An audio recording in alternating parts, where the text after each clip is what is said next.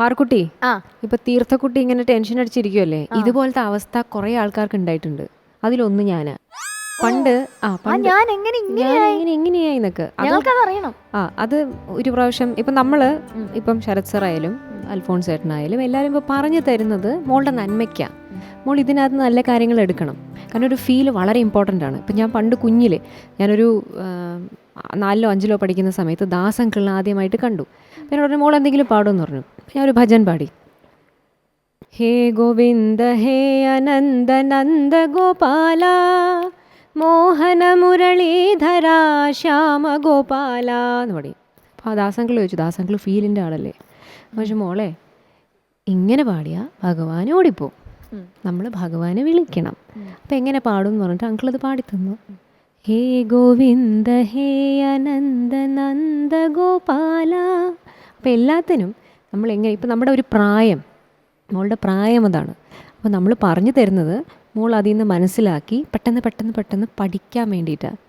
ഇതുപോലെ രാജാ സാറിൻ്റെ സ്റ്റുഡിയോയിൽ ഒരു പ്രാവശ്യം പാടാൻ പോയപ്പോൾ ഒരു പാട്ട്, അപ്പോൾ ഇതിൻ്റെ മീനിങ് ആരും പറഞ്ഞു തരുന്നത് തമിഴ് പാട്ടാണ്.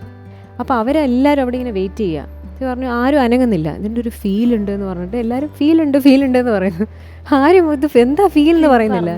ഓക്കെ, ഇനി ഇതെല്ലാം എഴുതി വെച്ചോ എന്നൊക്കെ സാറ് ചോദിക്കുന്നുണ്ട്. ടേക്ക് പോലാമ. അപ്പോൾ അവർ ഇല്ല, അത് വന്ന് എന്ത് ഫീല്, അത് ഫീല് പറഞ്ഞു കൊടുക്കണം എന്നൊക്കെ. അപ്പോൾ സാർ അപ്പോൾ പറഞ്ഞു അമ്മാതിരി ഫീല് വല്ലതും ആണോ, ഇനിയിപ്പം പറഞ്ഞു തന്നിട്ടേ ഒന്ന് മനസ്സിലാവണ്ടേ.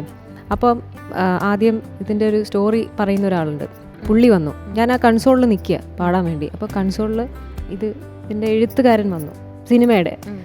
പിന്നെ ലിറിസിസ്റ്റ് വന്നു, പിന്നെ പ്രൊഡ്യൂസർ, ഇവരെല്ലാവരും വന്നിട്ട് കുട്ടി ഇതിങ്ങനെയാണ് പാടേണ്ടത്, അതായത് ഇതിൻ്റെ ഒരു എന്ന് വെച്ചാൽ ആർക്കും ഇത് പറയാൻ പറ്റുന്നില്ല. ഞാൻ വെച്ചാൽ ഇത്രയും പറയാൻ പറ്റാത്തൊരു സിറ്റുവേഷൻ ആണോ ഇതെന്ന്.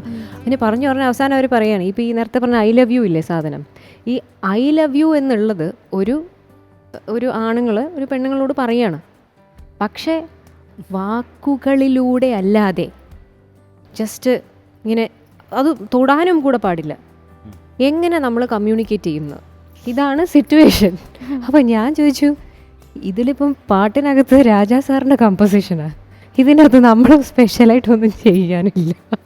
നമ്മളിപ്പോൾ വല്ലതും എക്സ്ട്രാ ഇട്ട് കഴിഞ്ഞാൽ സാർ വഴക്ക് പറയും.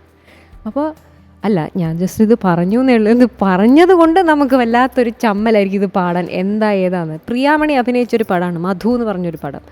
ബ്യൂട്ടിഫുള്ളായിട്ട് അവർ അഭിനയിച്ചിട്ടുണ്ട്. അപ്പം ഞാൻ പറയുന്നത് ഇങ്ങനത്തെ സിറ്റുവേഷൻസ് നമുക്ക് ഫീൽ എന്ന് പറയുന്നത് വളരെ ഇമ്പോർട്ടൻ്റ് ആണ്. നമ്മൾ വിചാരിക്കുന്ന പോലെ അവർക്ക് ആ ഫീലിൽ തന്നെ പാടണം എന്ന് പറയും. സ്പെഷ്യലി തമിഴ്നാട്ടിൽ തെലുഗു, കന്നഡ, അവരൊക്കെ ഈ ഫീലിൻ്റെ ആൾക്കാർ.